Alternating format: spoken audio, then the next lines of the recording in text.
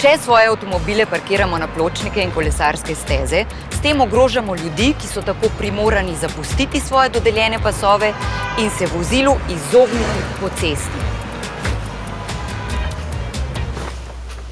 Najbolj s tem ogrožamo invalide, starejše in otroke.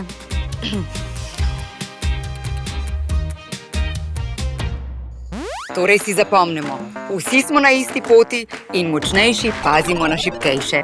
Ne glede na to, kako potujemo, vsi si domov želimo priti varni.